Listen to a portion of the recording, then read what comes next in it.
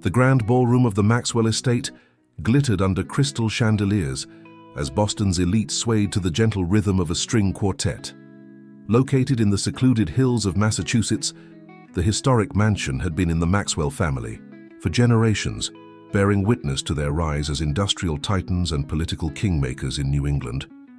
William Maxwell III observed the festivities from his wheelchair, positioned near the ornate fireplace that dominated the east wall. At 38, his sharp features and penetrating blue eyes commanded respect despite his physical limitations. The paralysis from his waist down, the result of a polo accident 7 years ago, had done nothing to diminish his authority as CEO of Maxwell Industries or his standing among Boston's aristocratic circles. Tonight marked what the Boston Herald had already dubbed the merger of the decade, his engagement to Eleanor Sinclair, daughter of his father's oldest ally and business partner. The political and financial implications of their union would solidify the family's grip on the region's shipping industry and open doors to government contracts that had previously remained frustratingly closed. "You could at least pretend to be enjoying yourself," his mother, Victoria Maxwell, whispered as she approached, her silver hair immaculately styled, her posture regal despite her 70 years. Her voice carried the refinement of old money and the steel of someone who had navigated the treacherous waters of high society for decades. "I'm fulfilling my obligation," William replied, his voice low but firm. "The announcement will be made at 9. The contracts are ready. What more do you want?"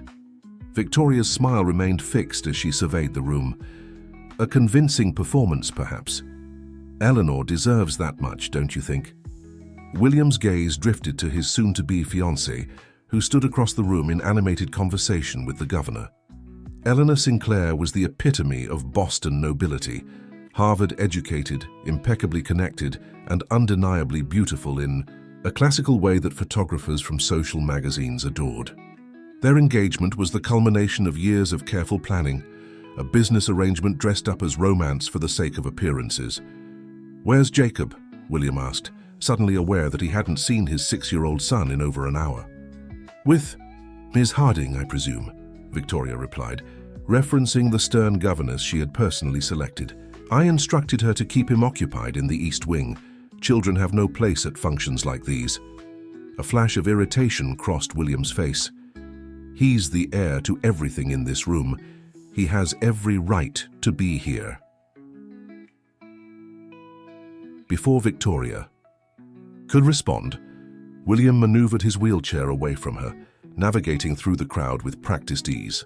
Guests parted respectfully, offering congratulations, he acknowledged with polite nods. The weight of the family legacy pressed down on him more heavily with each passing interaction. He found the East Wing library empty, and a quick check of Jacob's bedroom yielded the same result. An unfamiliar tension began to build in his chest as he moved through the corridors, eventually encountering Ms. Harding outside the music room. "Mr. Maxwell," she said, visibly startled. "I was just looking for young Jacob. He asked to use the restroom about 20 minutes ago and hasn't returned." William's jaw tightened. "Find my mother. Tell her discreetly that Jacob is missing. Check the gardens and the guest quarters. I'll search the North Wing." The North Wing of the Maxwell estate housed the service areas, kitchens, storage, and staff quarters, spaces that William rarely had cause to visit. As he approached the kitchen, he heard something unexpected. Laughter, his son's laughter, bright and uninhibited in a way he seldom heard within the formal confines of their daily life. William paused outside the kitchen door, which had been left slightly ajar. Through the gap, he could see Jacob, still dressed in his formal attire, attempting to mimic dance steps being demonstrated by a woman William recognized as Catherine Morgan, the estate's head chef. Catherine had joined the household staff 3 years ago, bringing with her an impressive resume from some of New York's finest restaurants. At 34, she carried herself with a quiet confidence that stood apart from the typically deferential demeanor of the other staff. Her dark hair was tied back in a practical knot, and even in her kitchen whites there was something in her bearing that had always struck William as incongruous with her position. "That's it, Jacob," she encouraged, her voice warm. "Now turn, and step just like Fred Astaire. Your grandmother would be impressed." She doesn't care about dancing, Jacob replied, executing a wobbly turn. She only cares about business and proper behavior. Catherine smiled, though there was a hint of sadness in it. Well, everyone needs balance. Business keeps the lights on, but dancing... She demonstrated another step, her movements surprisingly graceful. Dancing reminds us why we need the lights in the first place. Jacob attempted to copy her, stumbling slightly, but laughing. Dad used to dance before his accident. I saw pictures. A shadow passed over Catherine's face. Your father is still the same man, Jacob. Sometimes the strongest people are those who have to find new ways to dance. Something in her words struck William deeply. He had spent 7 years focusing on what he had lost, rebuilding his business, acumen and authority, while allowing his personal connections, even with his own son, to atrophy. He watched as Catherine gently corrected Jacob's posture, her hands confident but tender, in a way that spoke of natural maternal instinct. William was about to announce his presence when Catherine glanced up, her eyes meeting his through the doorway. For a moment, something unspoken passed between them. Recognition, perhaps, of seeing each other truly for the first time. "Dad!" Jacob exclaimed, running to the door. "Ms. Morgan is teaching me to dance for when I'm at parties like yours." William entered the kitchen, aware of Catherine's sudden shift to a more professional demeanor. "I see that. You have quite the dedicated teacher." "I apologize, Mr. Maxwell," Catherine said, straightening her already impeccable uniform. "Jacob mentioned feeling overwhelmed by the crowd, and I thought..." "No apology necessary," William interrupted, surprising himself with the gentleness in his voice. "Thank you for looking after him." Victoria's voice suddenly cut through the moment. "There you are." She stood in the doorway, her expression shifting from relief to disapproval as she took in the scene. "Jacob, Ms. Harding has been looking everywhere for you. This is entirely inappropriate." "I was just..." Jacob began. "Go with Ms. Harding now," Victoria instructed as the governess appeared behind her. "Your father's engagement is being announced in 15 minutes, and your absence would be noted." As Jacob reluctantly left with Ms. Harding, Victoria's attention turned to Catherine. "Ms. Morgan, while we appreciate your dedication to the household, please remember that there are boundaries. Jacob has a governess for a reason." "Of course, Mrs. Maxwell," Catherine replied, her tone respectful yet somehow maintaining her dignity. "It won't happen again." Victoria nodded curtly before addressing William. "Eleanor is asking for you. The photographer from the Globe has arrived." After Victoria departed, an uncomfortable silence fell between William and Catherine. "She's right."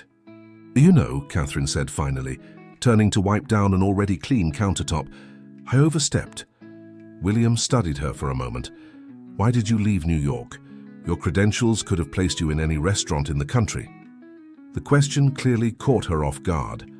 Her hands stilled, and when she turned to face him, William was struck by the complexity in her eyes, intelligence certainly, but also something guarded, perhaps even wounded. "Sometimes life takes unexpected turns," she answered carefully. "The Maxwell estate offered stability and discretion, both of which I valued at the time." "Discretion," William repeated, finding himself unusually intrigued. In 3 years, he had barely exchanged more than necessary pleasantries with her, yet tonight he found himself reluctant to return to the ballroom and the life that awaited him there. Catherine seemed to sense his hesitation. "Your guests are waiting, Mr. Maxwell, and I believe congratulations are in order." William nodded, the weight of obligation settling back onto his shoulders. As he turned his wheelchair toward the door, a memory surfaced. Jacob's uninhibited laughter, so rare within these walls. "Ms. Morgan," he said, pausing at the threshold, "Jacob has seemed different lately, more withdrawn. Tonight is the first time I've heard him laugh like that in months." Catherine met his gaze directly. "Children are remarkably perceptive, Mr. Maxwell. They sense when adults are going through the motions. Perhaps he's simply responding to authenticity when he encounters it." Her words lingered with William as he made his way back to the ballroom, where Eleanor waited by his father's prized grand piano, her diamond necklace catching the light. The engagement ring in his pocket felt suddenly heavier, its princess cut, diamond and platinum band representing not just the union of two people, but the consolidation of power, influence, and expectation. As cameras flashed and champagne flowed, William found his thoughts drifting back to the kitchen and the woman whose presence had somehow momentarily lifted the weight of the Maxwell legacy from his shoulders. For the first time in years, he found himself wondering if there might be more to life than merely fulfilling obligations, if somewhere, somehow, he too might remember how to dance. Catherine Morgan closed the door to her modest quarters in the staff wing of the Maxwell estate, finally allowing her carefully maintained composure to slip. She removed the pins from her hair, letting dark waves cascade past her shoulders as she sank onto the edge of her bed. The small room, though comfortable by service standards, was a far cry from the luxurious Manhattan penthouse she had once called home. Tonight's encounter with William Maxwell had shaken her more than she cared to admit. For 3 years, she had maintained a deliberate distance from the family she served, particularly from the man whose industry magazines regularly featured as one of Boston's most eligible bachelors despite his disability. Her role as the estate's chef had provided the perfect cover, respected enough to avoid scrutiny, yet invisible enough to remain beneath notice. Until tonight. Catherine crossed to the small writing desk and unlocked its bottom drawer with a key she kept on a chain around her neck. Inside lay a worn leather journal and a faded photograph. She traced her finger over the image, a much younger version of herself, standing beside an imposing man with silver temples and penetrating eyes, Richard Caldwell, industrial magnate, philanthropist, and her biological father. 29 years ago, Richard Caldwell had hidden his affair with Catherine's mother, a talented artist from a modest background, to protect his marriage and social standing.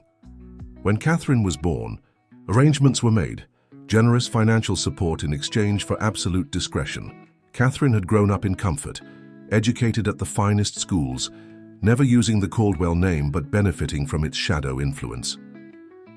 Until it all fell apart, she whispered to the empty room. 5 years ago, Richard Caldwell had fallen, seriously ill. On his deathbed, overcome with remorse, he had changed his will to acknowledge Catherine as his daughter and leave her a substantial portion of his estate. The revelation had sent shockwaves through Boston's elite circles. Caldwell's legitimate children, particularly his son Harrison, had contested the will, unleashing a vicious legal battle that exposed Catherine to public scrutiny and malicious gossip. Though the courts ultimately upheld her inheritance, the scandal had destroyed the catering business she had built in New York. Former clients, many with connections to families like the Caldwells and Maxwells, cancelled contracts overnight. Former friends distanced themselves. Harrison Caldwell had made it his mission to ensure she was unwelcome in the social circles where she had once thrived. The final blow came when Harrison leveraged his connections to block her from securing loans to save her business. Facing financial ruin and relentless media attention, Catherine had made a strategic retreat, changing her last name from Porter to Morgan and accepting the position at the Maxwell estate, ironically offered through an agency unaware of her connection to the Caldwell scandal. The bitter irony wasn't lost on her. She now worked for a family that had been close business associates of the Caldwells for generations. William Maxwell had undoubtedly attended the same galas and charity events as her half-brother Harrison, likely discussing the unfortunate Caldwell situation over brandy and cigars. Yet tonight, in William's eyes, she had seen something unexpected. Curiosity, without judgment, and perhaps a recognition of something kindred. It unsettled her. A soft knock interrupted her thoughts. Catherine quickly returned the photograph to the drawer, locking it before opening the door to find Jacob Maxwell in pajamas, clutching a well-worn teddy bear. "Jacob," she said, surprised, "it's very late. Does Miss Harding know you're here?" The boy shook his head, his expression solemn. "She takes pills that make her sleep really hard after 9 o'clock. Catherine sighed, kneeling to his level. "You shouldn't be wandering the house alone, especially not to the staff quarters. Your grandmother would be very upset." "I don't care," Jacob said, his lower lip trembling slightly. Dad's getting married to Ms. Sinclair and she doesn't even like me. I heard her telling her friend on the phone that she's not equipped for instant motherhood. What does that mean? Catherine's heart constricted. It means grown-up relationships can be complicated sometimes. She gently steered him toward the door. But it's not something you need to worry about tonight. Let me take you back to your room. Can't I stay here? Just for a little while? His blue eyes, so like his father's, pleaded with her. You tell the best stories. Against her better judgment, Catherine allowed him inside, settling him on the small armchair by the window.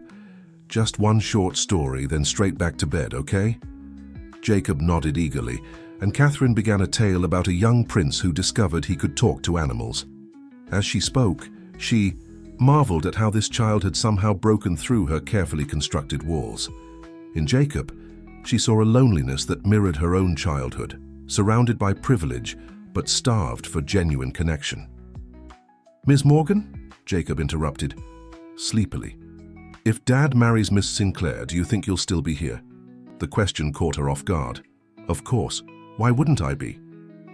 I heard Grandmother telling Miss Sinclair that she could reorganize the household staff as she sees fit after the wedding. His voice was matter-of-fact, but his eyes betrayed his anxiety. Miss Sinclair said she has her own chef in mind. Catherine felt a cold weight settle in her stomach. Losing this position would be devastating, not just financially, but because she had finally found a place where she could exist peacefully, away from the Caldwell shadow. And then there was Jacob, this unexpected attachment that had formed despite her best efforts to maintain professional distance. Don't worry about adult concerns, she said, forcing a reassuring smile. And now I really should get you back to your room.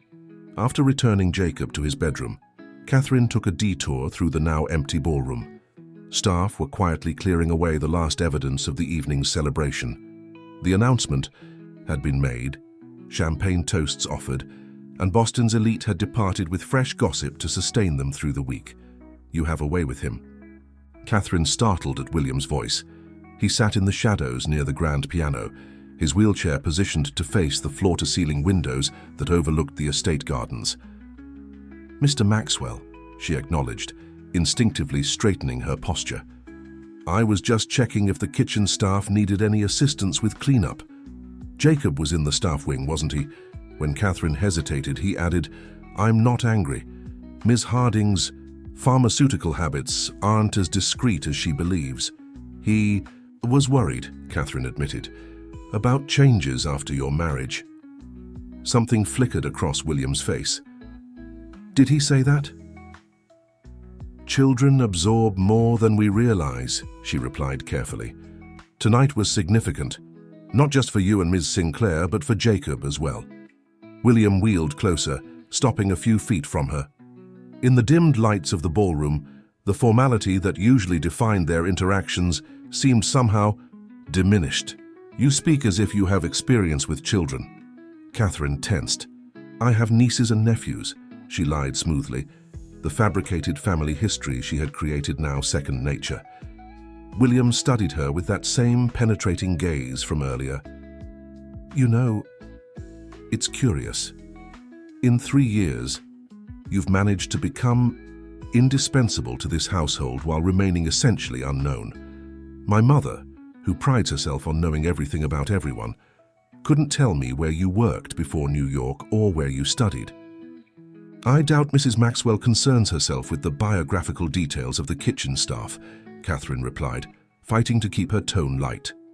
Ordinarily, no, William agreed. But you're hardly ordinary kitchen staff, are you, Miss Morgan? The question hung between them, laden with implications Catherine couldn't afford to address. She took a step back, restoring the proper distance between employer and employee. If you're dissatisfied with my performance— Quite the contrary, William interrupted, but I find myself curious about the woman who has somehow connected with my son when everyone else, myself included, seems to be failing. Catherine's pulse quickened. Jacob is a remarkable child. He simply needs someone to see him, not as the Maxwell heir, but as a 6-year-old boy who loves dinosaurs and Fred Astaire movies. William's expression softened. You make it sound so simple. It is simple, she replied. It's the world around him that's complicated. A comfortable silence fell between them, surprising in its ease. For a moment they were just two people. Sharing concern for a child, the barriers of class and circumstance temporarily suspended. The engagement announcement went well, Catherine finally asked, steering the conversation to safer ground. William's face resumed its usual guarded expression. It met expectations. The merger, he stopped himself. The union will be beneficial for all parties. Except perhaps for Jacob, Catherine said before she could stop herself. Instead of the reprimand she expected, William sighed, running a hand through his dark hair. Eleanor isn't comfortable with children. She's brilliant with financial projections and social connections. But Jacob, he trailed off, then fixed her with a direct look. You disapprove. It wasn't a question, but Catherine felt compelled to answer anyway. It's not my place to approve or disapprove of your personal decisions, Mr. Maxwell. And yet, she continued carefully, I believe children deserve parents who choose them actively, every day, not as obligations or afterthoughts. The words hung in the air between them, too honest for the roles they occupied. Catherine felt a flutter of panic. She had overstepped, potentially jeopardizing the sanctuary she had found here. To her surprise, William didn't dismiss her. Instead, he seemed to be considering her words with genuine reflection. My father had a saying, Maxwells don't marry for love. They marry for legacy. I've never questioned it until recently. What changed? Catherine asked, drawn into the conversation, despite her better judgment. William's gaze was steady. I'm beginning to wonder what legacy truly means. Is it stock, portfolios and property holdings? Or is it the laugh I heard in the kitchen tonight? Before Catherine could respond, the sound of heels on marble announced Victoria Maxwell's approach. Catherine immediately stepped back, resuming the proper posture of staff. William, I've been looking everywhere for you, Victoria said, barely acknowledging Catherine's presence. Eleanor's father called. He wants to discuss moving the wedding. Date forward. Apparently, there's an opening at St. Mark's Cathedral in June instead of September. June, William repeated. That's barely 3 months from now. Victoria waved a dismissive hand. Plenty of time with the right planning team. Eleanor is thrilled with the possibility. Catherine took the opportunity to excuse herself, feeling Victoria's assessing gaze follow her as she retreated. At the doorway, she glanced back to find William watching her, his expression unreadable in the shadows. That night, sleep eluded Catherine. The conversation with William had stirred up memories and possibilities she had long since buried. For 3 years, she had hidden in plain sight, finding unexpected purpose in creating a safe space for a lonely little boy. Now, with Eleanor, Sinclair poised to become the new mistress of the Maxwell estate, that purpose and her sanctuary was threatened. Even more unsettling was the unexpected connection she had felt with William Maxwell. In their brief exchange, she had glimpsed a man questioning the very foundations upon which he had built his life, a journey she understood all too well. Catherine moved to the window, gazing out at the moonlit gardens of the estate. Somewhere in the main house, William Maxwell was perhaps lying awake as well, contemplating a future mapped out by legacy and expectation rather than choice. We're more alike than you know, she whispered to the darkness, allowing herself one moment of honesty before the morning came, and the careful walls between them would need to be rebuilt. Spring arrived in Massachusetts with a burst of renewal that seemed to mock the growing tension within the Maxwell estate. As cherry blossoms adorned the grounds and garden staff prepared elaborate floral arrangements for the upcoming June wedding, William found himself increasingly withdrawn from the whirlwind of preparations that had consumed the household. The Euphoria Sinclair's wedding planner needs your approval on these seating arrangements, Victoria announced, entering William's study without knocking. She placed an elaborate chart on his desk, where it joined dozens of other wedding-related documents awaiting his attention. William glanced up from his laptop. Eleanor can decide. She knows the social dynamics better than I do. Victoria pursed her lips. This isn't just a social occasion, William. The placement of the Harrington Group executives relative to our board members could impact the shipping contract negotiations. Of course, William replied, unable to keep the bitterness from his voice. Heaven forbid we prioritize celebration over commerce. Victoria studied her son with a mixture of concern and irritation. You've been increasingly difficult these past weeks. Eleanor has noticed, and frankly, so have I. William closed his laptop. Have you considered that perhaps rushing this wedding is a mistake? That 3 months isn't enough time to ensure we're making the right decision? The right decision was made years ago, Victoria replied firmly. The Sinclair alliance has been in motion since you and Eleanor were in college. Your father always intended— My father isn't here, William interrupted, a rare flash of anger breaking through his usually controlled demeanor. And I'm not sure his blueprint for my life still fits. Victoria's expression hardened. This isn't just about you. Maxwell Industries employs thousands. The Sinclair merger prevents a hostile takeover from Richardson Global. Your personal feelings are a luxury we cannot afford. As Victoria departed with the rigid posture that signaled her displeasure, William wheeled to the window overlooking the estate's expansive east lawn. There he could see Jacob running through the garden with abandonment that made William's chest tighten with a complex mixture of pride and regret. Catherine Morgan walked several paces behind, clearly supervising but giving the boy space to explore.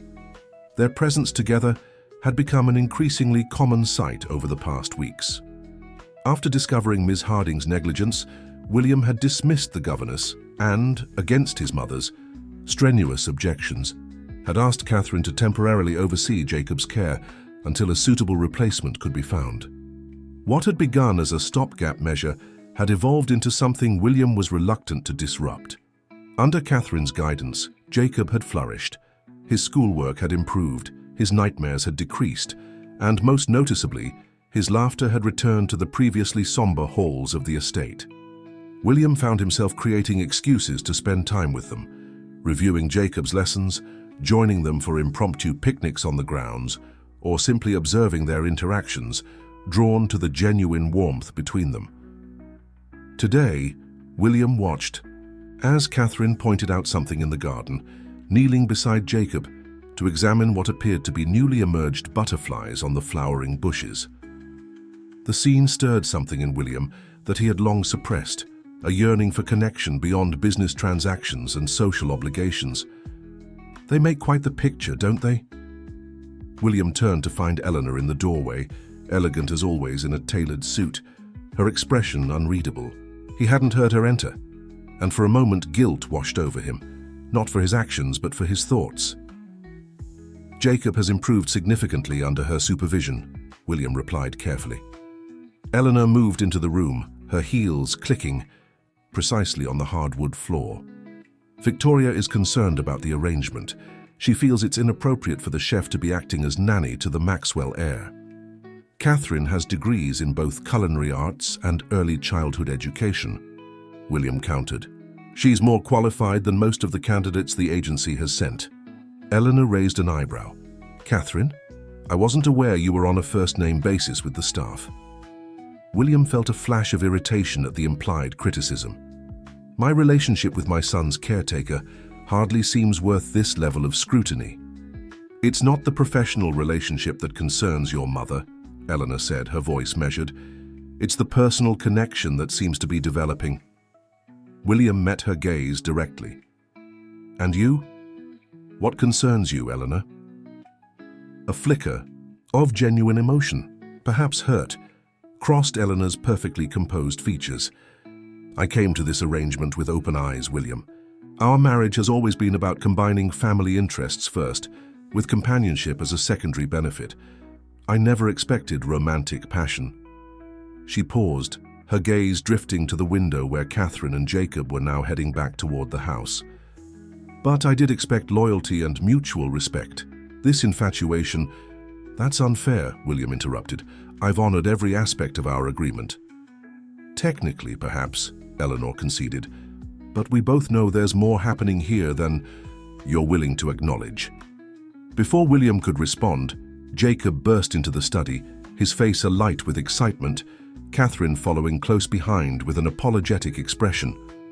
"Dad! We found monarch butterflies in the garden. Miss Morgan says they traveled all the way from Mexico." Jacob stopped short upon seeing Eleanor. "Oh, hello, Miss Sinclair." The coolness in the child's tone was unmistakable. Eleanor offered a tight smile. "Jacob, I hope you're not tracking mud into the house again." Catherine stepped forward. "I apologize for the interruption." Jacob was eager to share his discovery.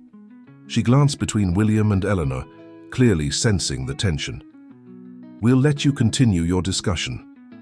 "Actually," William said, making a sudden decision, "Jacob and I were planning to visit the Science Museum this afternoon. Would you care to join us, Eleanor?" Eleanor's surprise was evident.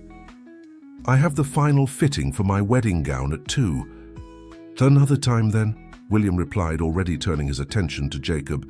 "Go wash up, buddy. We'll leave in 20 minutes. After Jacob raced from the room, an uncomfortable silence fell. Catherine excused herself discreetly, but Eleanor called after her. "Ms. Morgan, a moment, please." Eleanor's voice was perfectly pleasant, betraying none of the underlying tension. "I wanted to discuss the menu for the rehearsal dinner. I have some concerns about the seafood selection." "Of course, Ms. Sinclair. I'll prepare some alternatives for your consideration," Catherine replied professionally. "That won't be necessary," Eleanor said. "I've taken the liberty of contacting Jean-Paul Renaud from Le Cirque. He's agreed to handle the rehearsal dinner and the wedding reception." The implication was clear. Catherine maintained her composure, though William noticed her hands clasped tightly at her waist, the only visible sign of distress. "I see," Catherine said, evenly. "I'll ensure all kitchen inventories and staff schedules are properly documented for the transition." "Excellent. That will be all." After Catherine left, William rounded on Eleanor. "That was completely unnecessary." "On the contrary," Eleanor replied calmly, "it was entirely necessary. Jean-Paul is the premier chef in New England. The Richardsons are flying in from London for the rehearsal dinner, and appearances matter.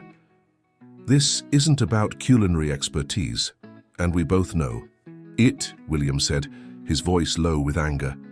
Eleanor gathered her purse, preparing to leave. "You're right, it's not." She paused at the door. "I agreed to marry a man in a wheelchair, William.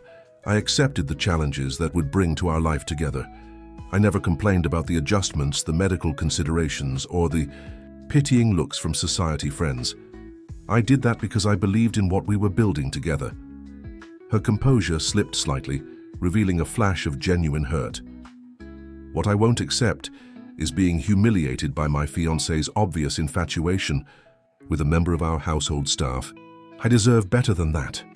The truth in her words landed with unexpected force. William had been so focused on his own sense of constraint that he had failed to consider Eleanor's position. Whatever their arrangement's nature, she had committed to it fully and with dignity. "You're right," he admitted. "You do deserve better." Something in his tone made Eleanor study him more carefully. "What exactly are you saying, William?" Before he could respond, Victoria appeared in the doorway, her expression grave. "William, there's something you need to see immediately." She held out a manila folder. "This was just delivered by courier from Harrison Caldwell." The name sent a chill through William. Harrison Caldwell, heir to Caldwell Industries, had been aggressively pursuing a hostile takeover of Maxwell's shipping division for the past year. The Sinclair merger was largely designed to block his efforts. William opened the folder to find a series of photographs and newspaper clippings. The blood drained from his face as he recognized the subject, Catherine Morgan. Except in these photos, she was identified as Catherine Porter, illegitimate daughter of Richard Caldwell and central figure in one of Boston's most sensational inheritance scandals of the past decade. "She's been working in our home for 3 years, Victoria said, her voice tight with controlled fury. "With access to your office, your business documents, and now your son, Harrison Caldwell must be laughing himself sick." Eleanor took the folder, examining the contents with growing alarm. "This is a disaster. If the press gets wind that we've been harboring Richard Caldwell's daughter while negotiating against his son's company..." "She's a chef, not a corporate spy," William interrupted, though doubt had begun to seep in. Why hadn't Catherine disclosed her identity? What else might she be hiding? She's a liability, Victoria stated flatly. One we need to eliminate immediately. What are you suggesting? William asked, anger rising at his mother's callous tone. She needs to be dismissed, today, with a generous severance package contingent on a non-disclosure agreement. Victoria's tone left no room for discussion. Harrison is clearly setting up some kind of trap. We need to act decisively before he springs it. And Jacob, William asked, how do we explain to him that the one person who has shown him genuine affection is suddenly gone? Children are resilient, Victoria replied dismissively. He'll adjust. Eleanor placed a hand on William's arm. Your mother is right, William. This isn't just about personal feelings. The implications for the business, for hundreds of employees, are serious.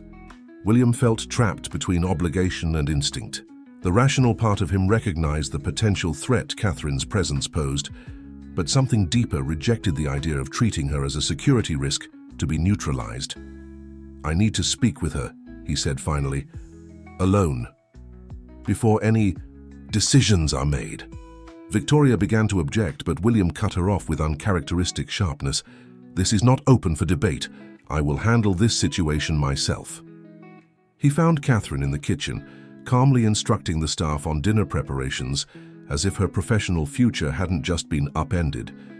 When she saw him, something in his expression must have alerted her that something was wrong. Mr. Maxwell, she acknowledged, then turned to her sous chef. Michael, please continue with the preparations. I'll be back shortly. They moved to the small office adjacent to the kitchen, the space barely accommodating William's wheelchair. Once the door closed, Catherine spoke first. I assume this is about Miss Sinclair's decision to replace me for the wedding events. No, William said, placing the folder on the desk between them. It's about this. Catherine's face drained of color as she recognized the contents. Her hands trembled slightly as she closed the folder without examining it further. I see, she said quietly. Harrison Caldwell has finally found me. Why didn't you tell me who you were? William asked, searching her face for answers. Did you seek out employment here specifically because of the Maxwell-Caldwell business rivalry? Pain flashed across Catherine's features. Is that what you think, that I'm some kind of corporate spy? I don't know what to think, William replied honestly. I just know that you've been living under my roof under false pretenses, caring for my son, all while concealing a connection to my family's biggest business rival. Catherine took a deep breath, steadying herself. I applied for this position through an agency under my mother's maiden name because I needed to disappear. After the inheritance battle, Harrison made it his mission to destroy me, not just professionally but personally.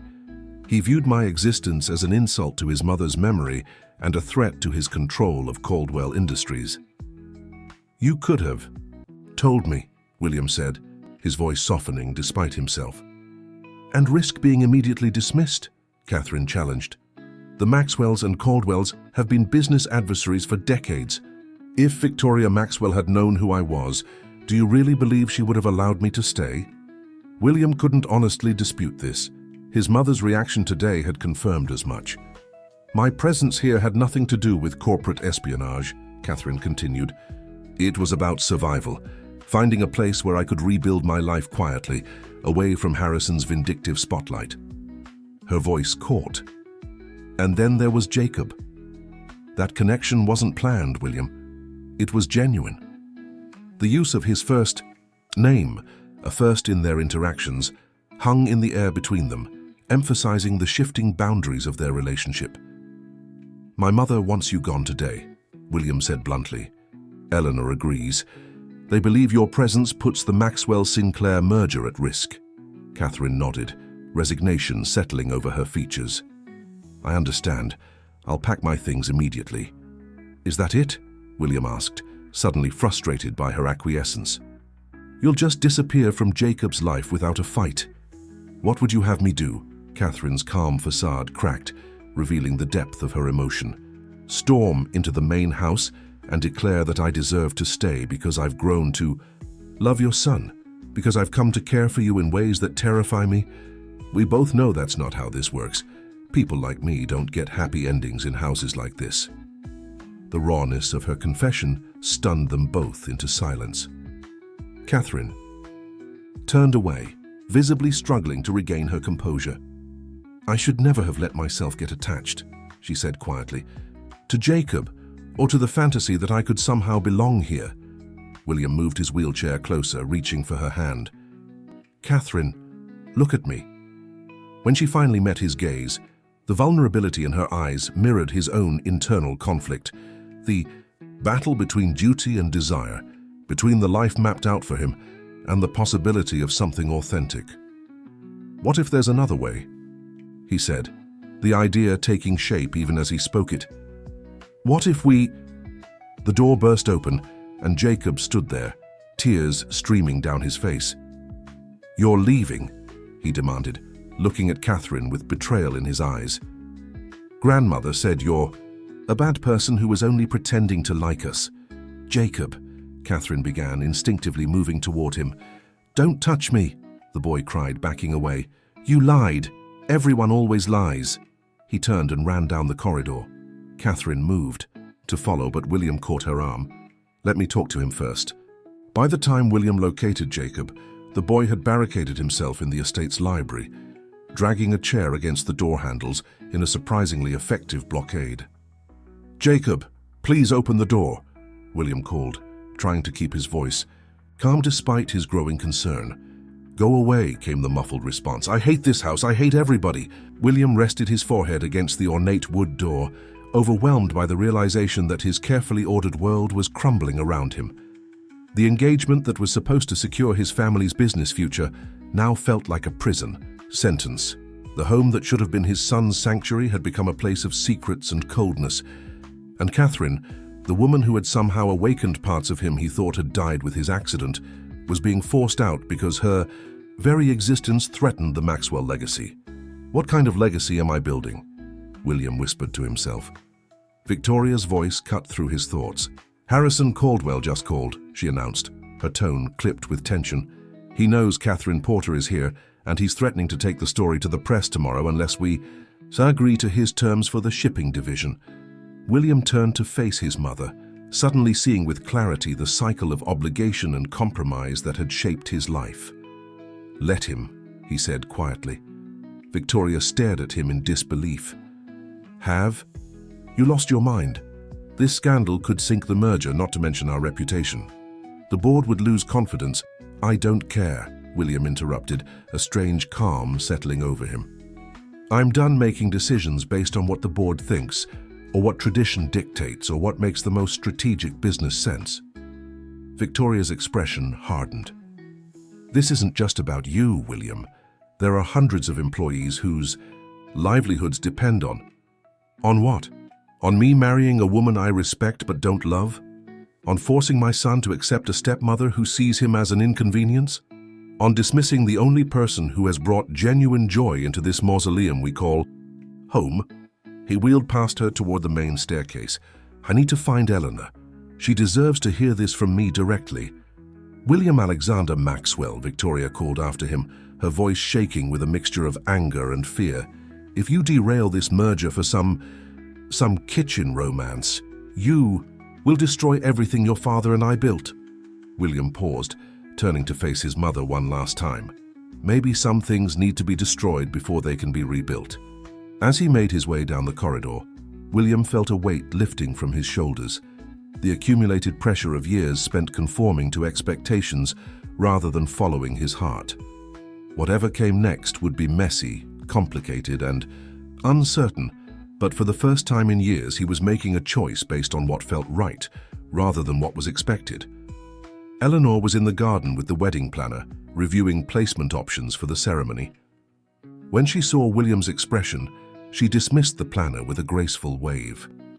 "You've made your decision," she said simply, her intuition as sharp as ever. "I'm sorry, Eleanor," William began. "You deserve—" "Please," she interrupted, holding up a hand. "Spare me the platitudes about what I deserve. What I want to know is whether you're canceling our engagement because of her, or because you finally admitted to yourself that this was never what you truly wanted." The question caught William off guard with its insight. Both, I think, he answered honestly. Catherine made me remember what it feels like to want something for myself, not just for Maxwell Industries or the family legacy. Eleanor nodded, a complexity of emotions crossing her face. I suspected as much when I saw you watching her with Jacob. You never looked at me that way. I respect you too much to continue with a marriage that would be based on obligation rather than love, William said. And what about the merger? Our families have been planning this alliance for years. There are other ways to strengthen business ties that don't involve sacrificing personal happiness, William replied. I'm prepared to offer the Sinclairs preferential terms on the shipping, contract and first option on the new harbor development project. Eleanor studied him for a long moment. You really do love her, don't you? Before William could answer, Victoria's voice cut through the garden. William, Jacob is gone. What do you mean he's gone? William demanded, cold fear replacing the momentary peace he had just found. Victoria clutched a crumpled note in her hand. Ms. Morgan's car is missing from the staff lot, and Jacob's backpack and favorite stuffed bear are gone from his room. I found this on his bed. She thrust the paper at William. In Jacob's childish handwriting were the words, "Going to find a place where people don't lie. Don't try to find me." He must have overheard more than we realized, Eleanor said, her personal disappointment momentarily overshadowed by concern for the child. William's mind raced. Where's Catherine now? No one has seen her since your conversation in the kitchen, Victoria replied accusingly. You don't think she would actually... No, William cut her off firmly. Catherine would never harm Jacob, but she might know where he would go. He pulled out his phone, dialing the estate's security office. Check the camera footage from the past hour. I need to know if Jacob left alone or if someone was with him. As the security team scrambled to review the footage, William wheeled rapidly toward the staff quarters, Eleanor and Victoria following behind. Catherine's room was empty, her few personal belongings still in place, but her purse and jacket missing. She wouldn't kidnap a child, William insisted, though a sliver of doubt crept in. Had he misjudged her so completely? The security chief appeared at the door. Mr. Maxwell, we found something on the East Gate camera. The boy left on his bicycle about 40 minutes ago, alone. He turned north on Hawthorne Road. Relief washed over William. Jacob hadn't been taken, but a 6-year-old alone on his bicycle was still cause for serious concern. What's north of here on Hawthorne? William asked, mentally mapping the area surrounding the estate. The old lighthouse, Eleanor suggested suddenly. Jacob mentioned it during the garden party last month. He said someone told him stories about it. Catherine, William realized. She told him about seeing the lighthouse when she first arrived in Massachusetts. Said it reminded her that even in the darkest times, there's always a guiding light. William turned to the security chief.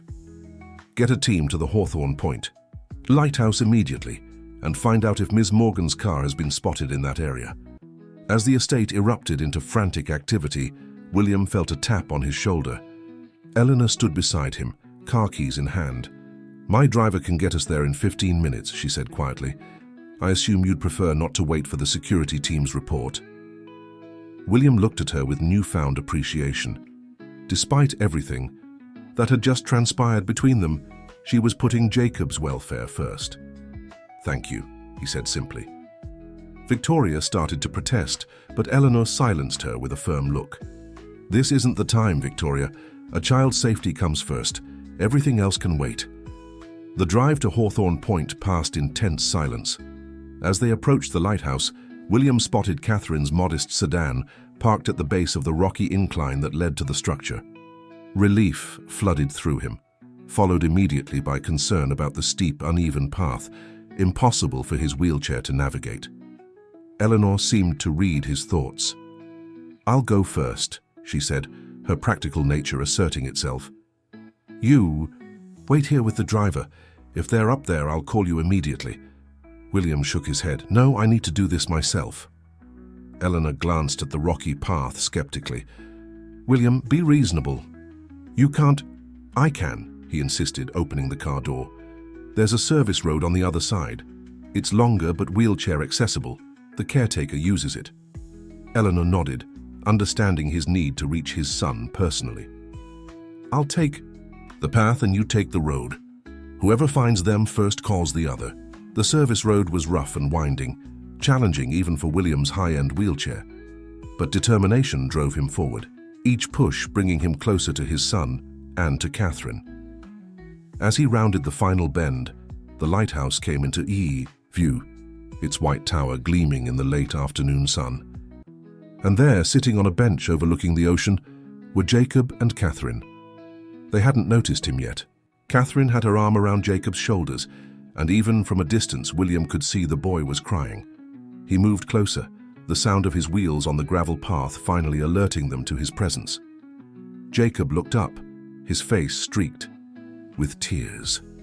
For a terrible moment, William thought his son might run away again. Instead, Jacob rushed toward him, flinging himself into his father's lap. "I'm sorry, Dad," he sobbed. "I didn't mean to scare everybody.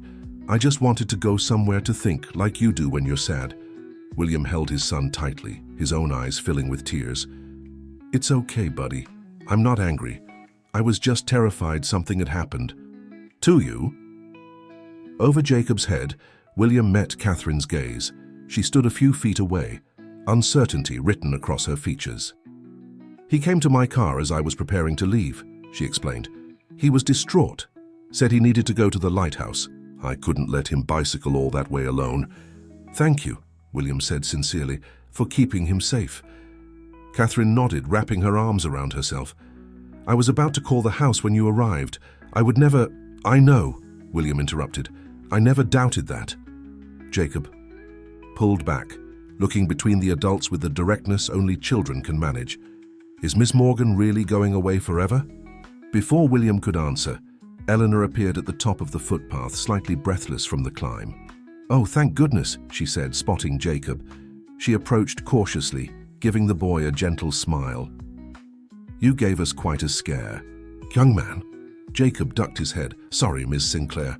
An awkward silence fell over the group, the afternoon breeze carrying the distant sound of waves crashing against the rocks below. It was Eleanor who finally broke it. "I believe there are some conversations that need to happen," she said with surprising grace. "Jacob, would you like to show me this lighthouse I've heard so much about? I understand there's a fascinating history about a sea captain's daughter who kept the light burning during a terrible storm." Jacob looked to his father questioningly. When William nodded his approval, the boy took Eleanor's outstretched hand, leading her toward the lighthouse entrance. As they disappeared inside, Catherine moved to follow. "I should go. You have your son back safely, and I've already caused enough disruption to your family." "Catherine, wait," William called. "Please." She paused, turning back to face him. The setting sun cast her in a golden light that reminded William of their first real encounter in the kitchen, months ago. "Harrison Caldwell called my mother," he said. "He's threatening to go public with your presence at the Maxwell estate, unless we agree to his terms for the shipping division." Catherine's shoulders slumped. "I'm so sorry, William. This is exactly what I was trying to avoid. The last thing I wanted was to cause problems for you and Jacob." "I haven't," William insisted. "You've woken us up, both of us." He gestured for her to sit on the bench beside his wheelchair. "I've called off the engagement with Eleanor." Catherine's eyes widened in surprise. "William, you can't make such a monumental decision based on what? The realization that I've been living my life according to other people's expectations, that I've been raising my son in an environment devoid of genuine warmth." He reached for her hand. "Or the fact that for the first time in years, I feel truly alive when I'm with you." Catherine shook her head, though she didn't withdraw her hand. "You're making this decision in the midst of a crisis. When things calm down, when you consider the business implications—" "I've spent my entire life considering the business implications of every personal choice," William interrupted. "Not anymore. The merger can be renegotiated, the board can be managed. Harrison Caldwell can publish whatever he wants. And your mother, the Maxwell legacy." William smiled ruefully. "The Maxwell legacy will be whatever Jacob and I decide to make of it. A true legacy isn't measured in business acquisitions or social standing. It's measured in moments of genuine connection and choices made from the heart." Catherine studied him, hope and fear battling in her expression. "What are you saying, William?" "I'm saying I don't want you to leave," he replied simply. "I'm saying that Jacob needs you, that I need you, that whatever challenges come from Harrison Caldwell or the board or my mother, we'll face them together, if that's what you want too." Tears welled in Catherine's eyes. "What I want has never seemed to matter much in the grand scheme of things." "It matters to me," William said softly. "It matters enormously." For a long moment, Catherine was silent, gazing out at the ocean as if searching for answers in its vast expanse. Finally, she turned back to him, a tentative smile breaking through her tears. "When I first came to the Maxwell estate, I was hiding. From Harrison, from the scandal, from myself," she admitted. "I never expected to find a home there. I never expected Jacob, and I certainly never expected you. Sometimes the most unexpected paths lead us exactly where we need to be," William said, squeezing her hand. Catherine's smile widened. "A chef and a CEO, your mother will have apoplexy." "She'll adjust," William replied confidently, "especially when she sees how happy Jacob is. That's always been her weakness. Behind all the rigid propriety, she does love her grandson." As a son. If on cue, Jacob's laughter echoed from the lighthouse, followed by Eleanor's lighter tones.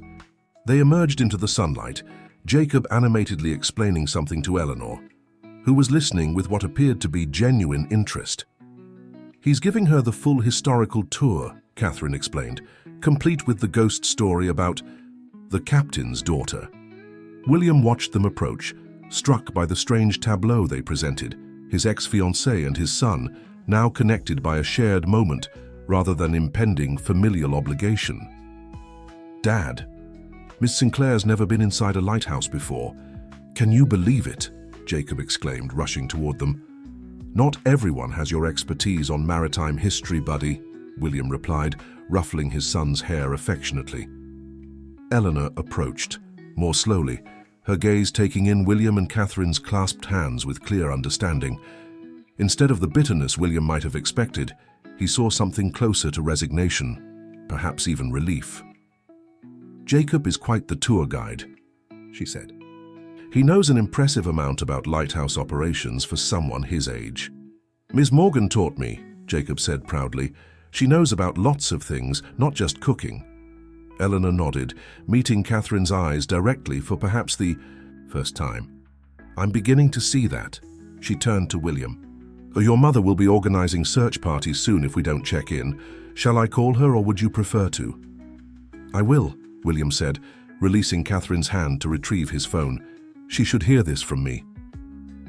As William made the call, brief, direct, and leaving no room for argument, Jacob settled on the bench between Catherine and Eleanor, seemingly oblivious to the complex emotional currents swirling around him. "Does this mean you're not getting married anymore?" he asked suddenly, looking between the adults with innocent curiosity. Eleanor answered before William could formulate a response. "Your father and I have decided we make better friends than spouses," she said smoothly. "Sometimes adults realize they've made a mistake before it's too late to correct it." Jacob considered this, then nodded sagely. "Like when I put salt instead of sugar in my science project Volcano. It still exploded, but it wasn't as cool." A surprised laugh escaped Eleanor. "Something like that, yes." As they made their way back to the cars, Eleanor insisting on taking the footpath alone while William, Catherine, and Jacob followed the service road, William found himself reflecting on the unexpected turns his life had taken. The engagement that was supposed to secure his family's future had dissolved, yet he felt more secure in his path forward than ever before. Catherine walked beside his wheelchair, Jacob skipping ahead of them, occasionally stopping to collect interesting rocks or point out birds circling overhead. "You know this won't be easy," Catherine said quietly. "Harrison won't give up just because you've chosen to ignore his threats. And your mother—" "My mother has survived worse disappointments," William replied. "As for Harrison Caldwell, perhaps it's time someone stood up to him, not just for business reasons, but on principle." Catherine raised an eyebrow. "You sound like you have a plan." William smiled. "Let's just say I've been thinking about Richard Caldwell's legacy too. His legitimate son might control the company, but his daughter inherited his actual values. his creativity, his compassion, his integrity. Those are worth defending, don't you think? They reached the parking area, where Eleanor was already waiting beside her car. To William's surprise, she approached Catherine directly. "The Sinclair Foundation hosts an annual charity gala for children's education," she said. "We've been looking for a new culinary director, someone with both vision and management experience." She handed Catherine a business card. "If you're interested, call my office next week. This has nothing to do with William or the Maxwells. It's strictly professional." Catherine accepted the card with astonishment. "Thank you, I don't know what to say." "Say you'll consider it," Eleanor replied pragmatically. "Talent shouldn't be wasted regardless of personal complications." She turned to William. "I'll handle the press release about our mutual decision to end the engagement. A simple statement, citing different visions for the future, should suffice." The grace with which Eleanor was handling the situation humbled William. "Thank you, Eleanor, for everything." She nodded, her composure perfect as always. "Take care of that boy, William. He's the best thing either of our families has produced in generations." As Eleanor's car pulled away, Jacob returned to William's side, slipping his small hand into Catherine's with the easy trust of childhood. "Are we going home now?" "Yes," William answered, suddenly certain in a way he hadn't been in years. "We're going home." The sun was setting as they drove back to the Maxwell estate, painting the sky in shades of amber and gold. Victoria was waiting on the front steps, her posture rigid with displeasure, but for once William felt no apprehension about facing her disapproval. Whatever challenges lay ahead, Harrison's threats, the board's concerns, society's whispers, they would face them together, not as Maxwell Industries CEO and his chef, but as William and Catherine, two people who had found each other against all odds, drawn together by their love for a remarkable little boy who needed them both. "You know," Catherine said softly, as they approached the house, "your father was wrong about one thing." "What's that?" William asked. Catherine smiled, the last rays of sunlight illuminating her face. "Maxwells absolutely can marry for love. They just need the courage to rewrite the rules." Jacob raced ahead toward his grandmother, breaking the tension with his exuberant greeting. As Victoria knelt to embrace him, her relief momentarily overriding her displeasure, William caught a glimpse of something he rarely saw in his mother: vulnerability and perhaps the capacity for change. "Ready?" he asked Catherine, taking her. Hanoshi squared her shoulders, the daughter of Richard Caldwell emerging from behind the facade of Catherine Morgan. "Ready?" Together they moved forward, toward a future neither of them had imagined possible.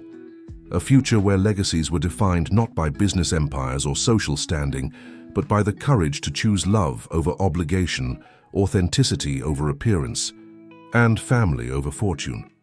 And in that moment, on the steps of a house built by generations of Maxwells who had prioritized legacy above all else, William finally understood what true legacy meant: not what you leave behind, but how you choose to live and who you choose to love right now.